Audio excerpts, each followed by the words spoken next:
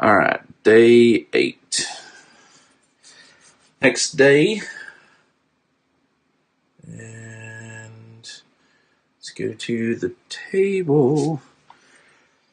Half draft. Okay. It's exciting theater, but I wouldn't recommend watching 2 entire logs on your raft get sheared off on the rocks. They call this area of the Subron the Narrows, and now I know why. Turns out that half a raft can still stay afloat, but the shore is absolutely on top of me, and the current through this channel is feeble and slow. Any creatures with bad intentions would have no problem effortlessly hopping right onto my raft. My quandary now is if it's worth it to commit my extremities to the water in order to get this float moving faster. The waters may be calm, but there are still crown about, and I happen to like my hands and feet. So we have 2 options. Both are water option. Get my feet wet. So we're going to do the bounty points. We're going to include 2 crown. So on day 8, that means that 6 of our 8 points are going to be crown, which means we'd have 2 crown and 2 1-point baddies. Use only 2 lanes, 1 and 3, and 2 baddies at a time. Also use only crown starting positions, 1, 3, and 5. Start gear lock on a crown starting position. Or we can do our normal baddie points, which is going to be 8, which is going to be a 5 and 3 1s. And then we add 3 1s. It says use only 2 lanes, 1 and 3, and a max of 2 baddies at a time. Use only 2 lanes, 1 and 3.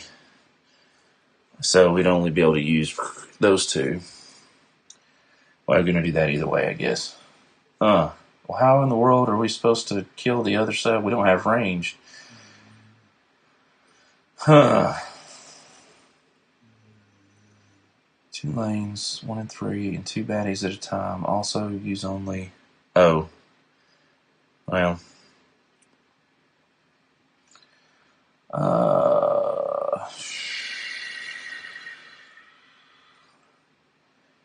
and 2 baddies at a time. Also use only crown starting positions 1 and 3.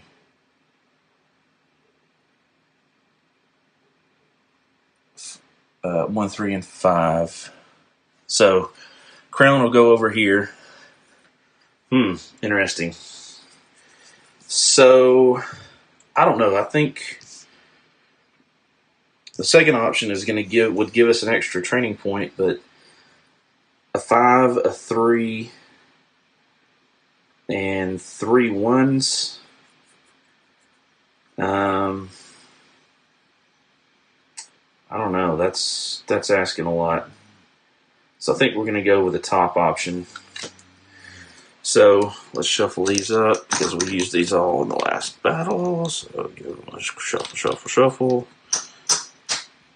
All right. So our BQ is normally be 8. That's a 5 and a 3, but this says include. Remember the keyword include, not add. Whereas this was add. This is include. So it means we include these in the calculation. So we're going to have 6 of the 8 points, and then 2 1-pointers, and the crown are going to go. I can't remember if they go on top or bottom. I always forget. Crown, always on top. Okay. So they're on top. So there you go. And remember, 1, 3, and 5 are the only available positions. Okay. So I actually, you didn't see this, but I actually played this with my interpretation. My interpretation was wrong. That is an incorrect print on the card. It should be lanes 1 and 4, so we are restricted here, which makes so much more sense. I don't know why I didn't think to look at the FAQ, the errata section on Chip Theory Game site before I just played all the way through, because it just was messed up. I wasted a ton of time doing that. So let's do this again. I need to do this because I saw those first 2 crown. So I'm going to draw these 2 crown and then do some until I'm not sure what's what, so that I don't know what's coming. The only thing we know for sure is coming is the monkey that we did, in fact, scout.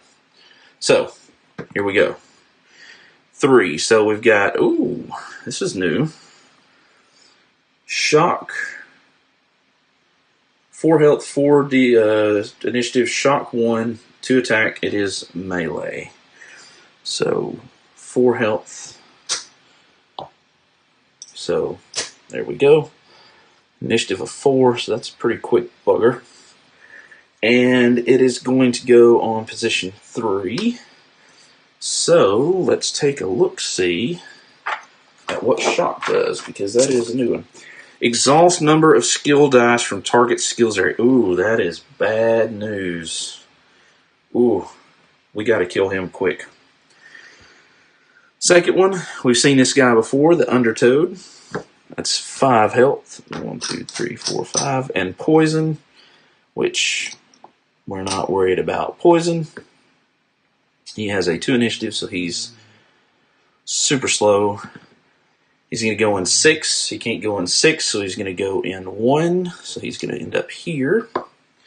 And then we're going to roll our initiative. Oh, there we go, 4. Good. So we get to go first. Obviously, we're going to put ourselves right there. Okay, so remember, it's only 2 baddies at a time, and we can only use these 2 lanes. Okay.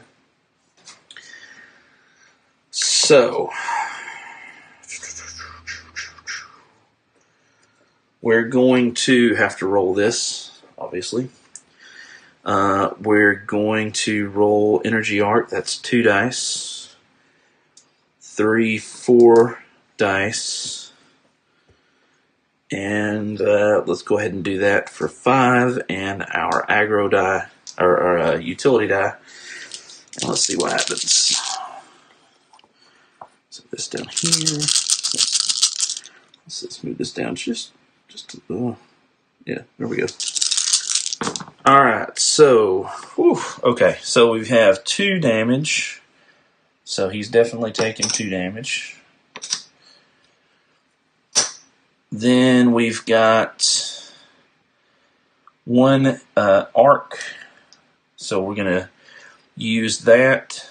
That's going to cost us 1 hydro, so it's going to put us at 4. That's going to do 1 damage to him and 1 damage to the units adjacent to him. So that other one's going to take a damage as well, which is nice. Then we've got cut. We're going to go ahead. This is going to work out beautifully. Go ahead and put cut down and use it. It's going to cost us 2 hydro, so that's going to take us to 2. But it's going to put this bleed effect, and that's going to kill him as soon as his turn starts, so we don't have to worry about shock. We have a movement, and we have a bone that we have to use. We'll resolve the movement. And let's move here, because we know that this is going to spawn here. And this will move, it's at 1, so it would move to this position anyway, so that will keep us from having wrath damage. Alright, cool, that's us. Blue goes, that's this, he spawns, or his turn starts, he takes that bleed damage, and boom, just like that. Get back, Jack. Get off my board. He's gone. Awesome. Then purple goes. So he looks for a target. He has melee. Has no target. He's going to move to the next available position up, which is a 3. So he moves here. Does he have a target? Yeah, he does, and it's us. So he's going to roll 1 defense and 2 damage. So he's going to take out one of our defense. And that's his turn. So that completes round 1. Round 2 starts. We bring in our first unit, which is going to be this guy. He is ranged. He's going to start in lane 1. There he is. He's going to go right there. And now it's our turn. So I'm thinking Hydra. Oh, we didn't do hot fix, so we could actually have upped this to 2. So we have to do our hydro. That was from last round. We're going to do our cut. We'll do 2 attack die just in case. That's 4. Do 1 defense die because we can. And then we have to do our that die, our directive die. So let's see what happens. Okay, so we have 2 damage. So 2 comes off. Let's lose him with 1. We get 1 more defense. We have to use a water, potentially. We'll put the cut on him. So that's used. Since we've done that, we don't have to worry about that because we've already spent the water. We're just going to drop this down to 1. And then we have to move 1. So we'll just move here. Okay. Boom. That's our go. Oops. Purple. It's going to attack us with 1 attack die. We'll do poison, but we can't take poison, so we just laugh. Does 1 damage. Not a big deal. Blue. That's going to be the Minikin, who is going to take its bleed damage. Bam. It is out. And it goes here. That is the end of the round. Beginning of round 3. Baddies come on the board. What do we got here? Ooh. Chimp half-wit. 3 health, 3 initiative, 1 defense with blind strike and 1 mind. Fortunately, 1 mind's not going to do anything because it doesn't have any other beast type baddies. So he's got his 3 health. Going to show up in this position right there. Boom. Our go. Let's see here. So we have to roll the hydro. We know that. We're going to go ahead and use cut again. We're going to roll 2 defense. No, we're going to roll 1 defense and 2 attack, and then our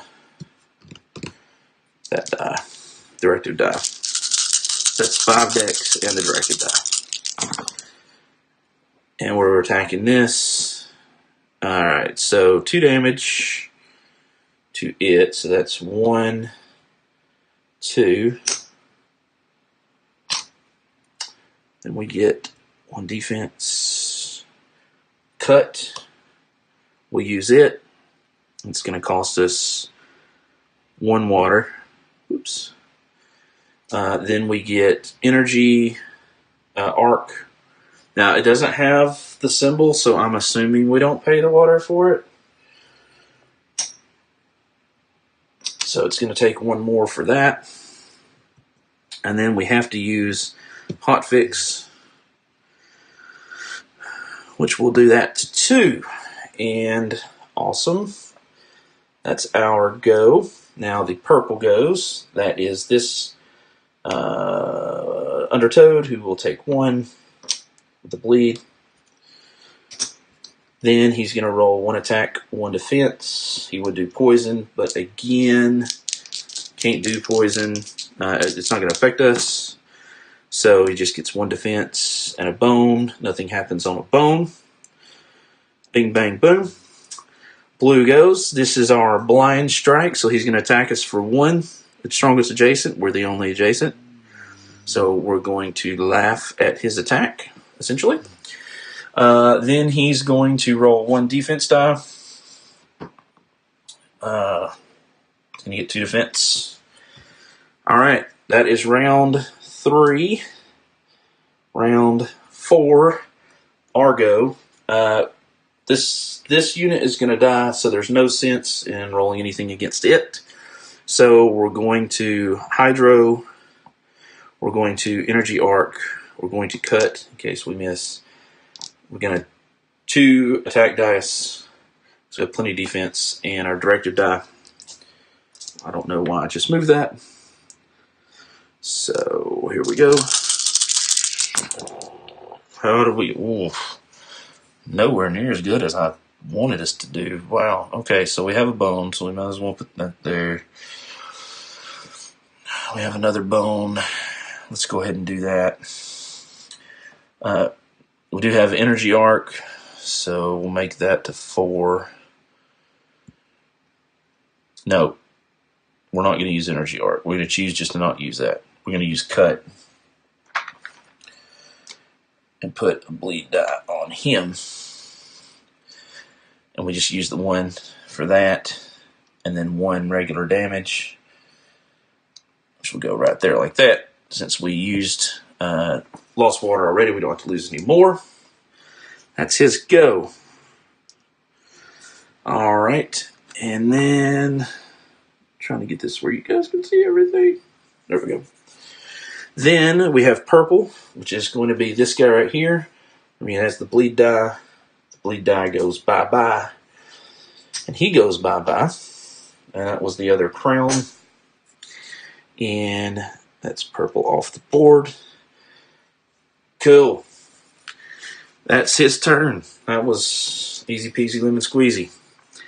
Alright. Blue goes, so he has no attack. He does a blind strike, so we lose another defense. He takes his bleed damage first, although technically he takes it first. 1 mine doesn't happen. And that's the end of that round. So now we go to round number 5. So, Hydro, obviously, 2 attack dice, and Energy Arc, and 1 more defense die just to round out our 5 decks. See what happens. Lots of damage. Oh, wait, that may be enough. Alright, so, put the bone here. So we'll go ahead and use our Blitz, or Energy Arc. Just going to cost us a water, so that's going to take us down to 3. That's going to be 2 damage, so that's 1, 2. And then we have 2 attack dice, which is more than enough to take him out. Boom, boom, boom. The end of the round, no baddies are left on the board, so we won that. And boom, let's do a little bit of cleanup. Get our dice back into their appropriate locations on our skill mats. There we go. And let's consult the Book of Armaments. No, not really. Let's consult our card here, encounter card. So we're going to get 1 training and 1 loot. So we'll draw a random loot, Fortunate Discovery, and 1 training point. What do we want as a training point? And by the way, that gives us 1, 2, 3, 4, 5. That gives us a 7. Yes, that gives us the 7 points we need to fight Vol'Kesh. 1 training point. Man. I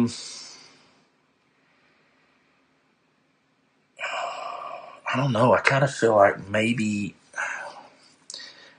Dex, just so that we can roll lots of defense die to maybe get to the spike quicker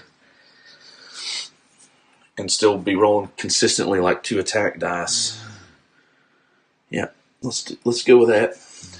We'll see how this works out. May work out for us. May work out against us. I don't know. Hopefully, it'll work out for us.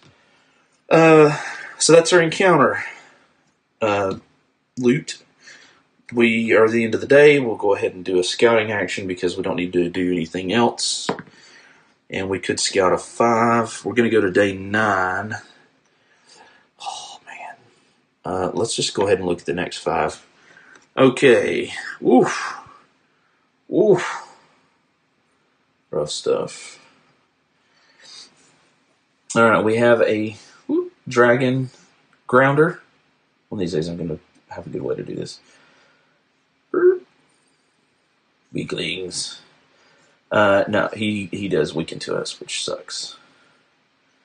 Alright, so 7 health, 5 initiative, so he's got a lot of health and he's fast. 3 attack, 2 defense, weaken 2 melee. So, he's going to cut us down by 2 dex, which I guess is a good thing that I took that dex in case he does show up.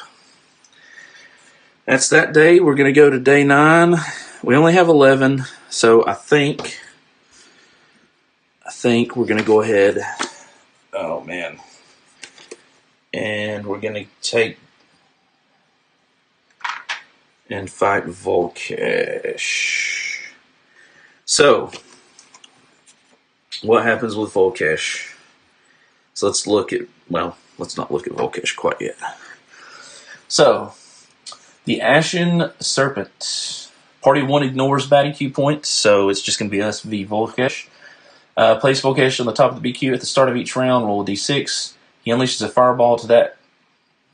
Places Vol'Kesh on top of the BQ at the start of each round, roll a d6. Vol'Kesh unleashes a fireball to that mech's starting position, dealing 1 damage to it. Oh, and all adjacent positions. That just says 1 damage, it's not true damage. Tyrant skills, Thick Skin 1, ignore the first number of damage this unit would take during its turn. It has Stone Perch, cannot be targeted until round number equals the party size. Well, there's 1, so we can target him from the beginning. His Tyrant die. This is his Tyrant die, so we have this symbol. Scalding Skin. Place this die on Vol'Kesh until the start of his next turn. Adjacent units that do damage to Vol'Kesh are also dealt that amount of damage back. Oh, man, that freaking sucks.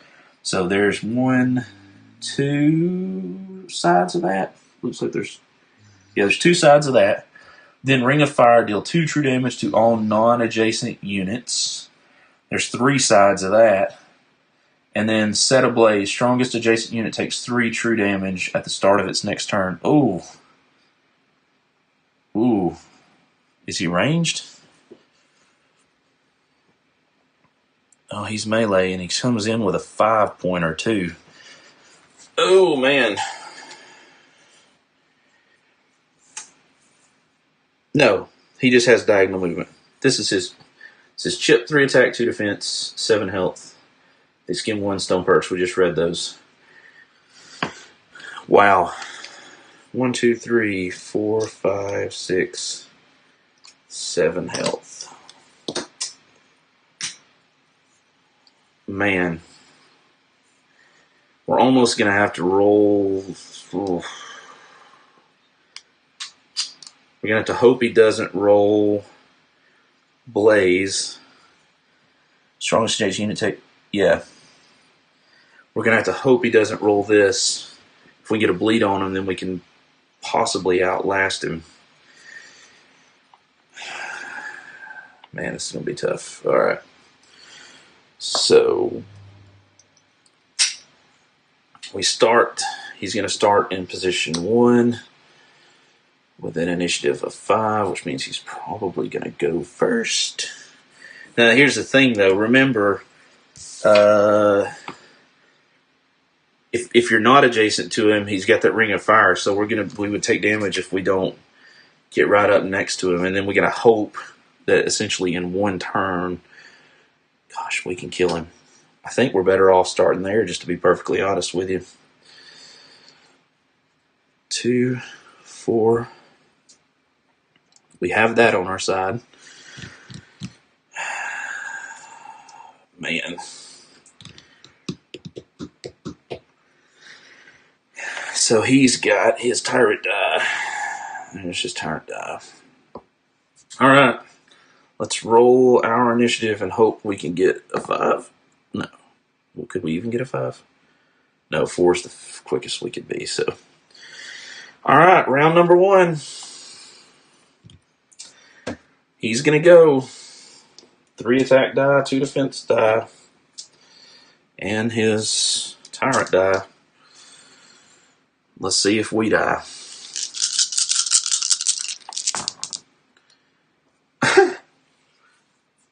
Okay, well, 2 bones mean nothing.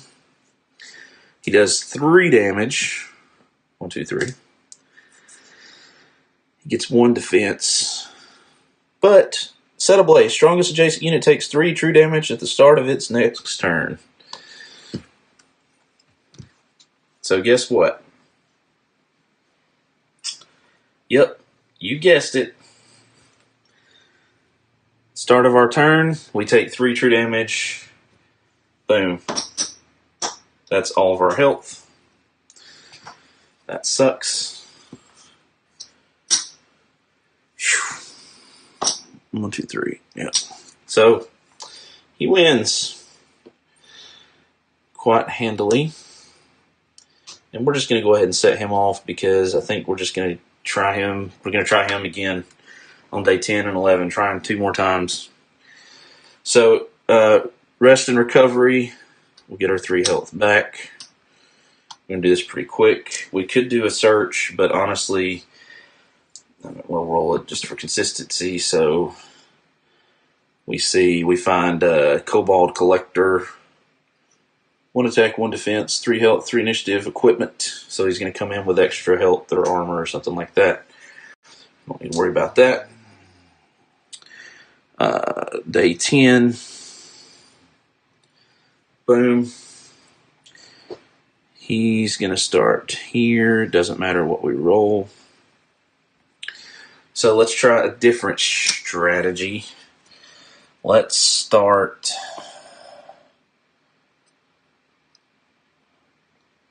One, 2. Let's start... Oh, wait. Got him on the wrong side anyway. Wouldn't have mattered last time.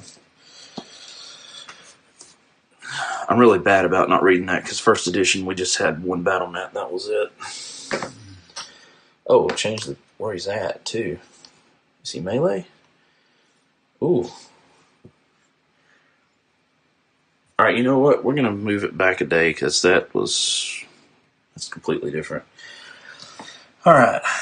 He can move diagonal too. So basically it doesn't matter where we move. He's going to be able to get to us. Right?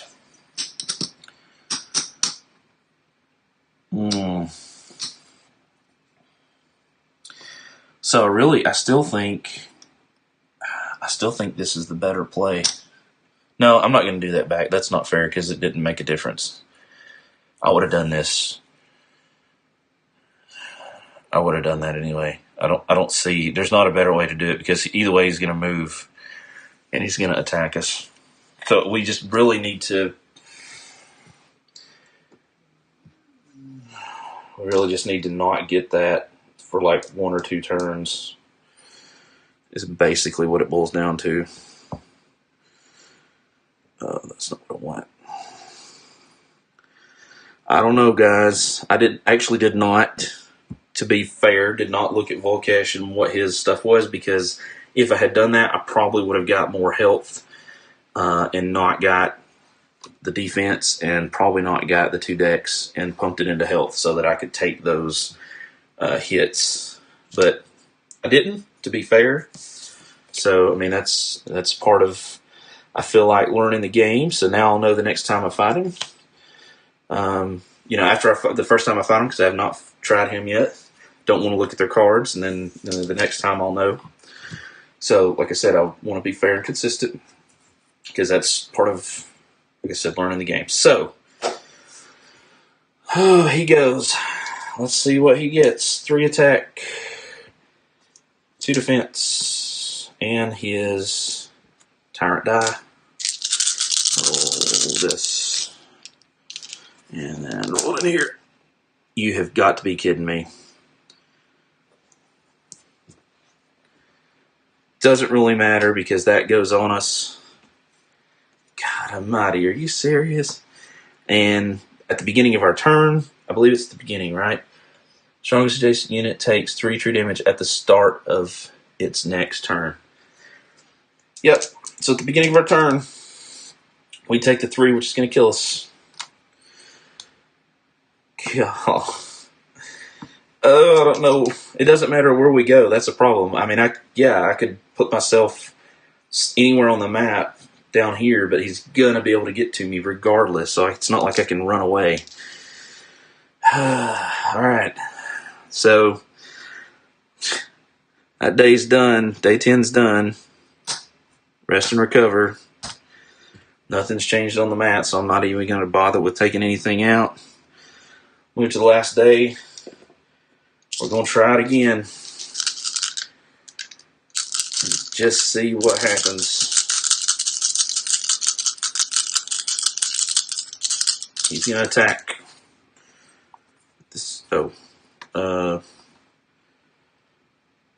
We'll just put him here. It doesn't really matter because he's just immediately going to go. Boop. So he's going to attack. You have got to be kidding me. Guys, look. Look. Look. It's only on one side. It's a 1 in 6 chance. And well, it's more than 1 in 6 with this. But if I rolled it, see what? That was the 3rd time or 4th time. So it'd be 6, 12, either 1 in 18 or 1 in 24, depending on how many I rolled, at chance of rolling that every time. If I do my math right. I'm not very good with statistics, so I could be wrong. Every freaking time. You have got to be kidding me. So technically that goes there. He does 3 damage. Again. Gets 2 defense. And then it's my turn. I immediately take 3 true damage, and I'm knocked out. And that's the end of day 11, which is all the days we had. Well, that was interesting. Game is definitely not for the faint of heart. It's still an awesome game. I think that encounter would be very interesting with gear locks that could heal, or that you could use loot to do stuff like that. I think it would definitely be more challenging, though, because you've got to survive him for 2 or 3 or 4 rounds before you can even attack him. So, yeah, he's definitely tough. You need a lot of HP, I think, if your HP and defense is the name of the game with him, and then some attack to be able to whittle him down once you've survived long enough, if you survive long enough. So there you go. That is Too Many Bones Under Tow. That was Gasket versus Vol'Kesh, and Gasket was quite bludgeoned, but we will try again at some point. Thank you guys for watching. Thank you guys for subscribing. If you've not checked this game out, if you've not checked out Too Many Bones Under Tow, or checked out any of the other Chip Theory Games titles, you definitely need to do that. In the comments below, let me know what you liked, what you disliked, what I did wrong, because I'm sure I did something wrong, and maybe a strat that you've used in solo or even in group, if you've faced Vol'Kesh and came out on top. Yeah, so thank you guys for watching. Thank you guys for subscribing. I am the Board Game Roamer, and I will see you, ladies and gentlemen, in the next video. Bye, guys.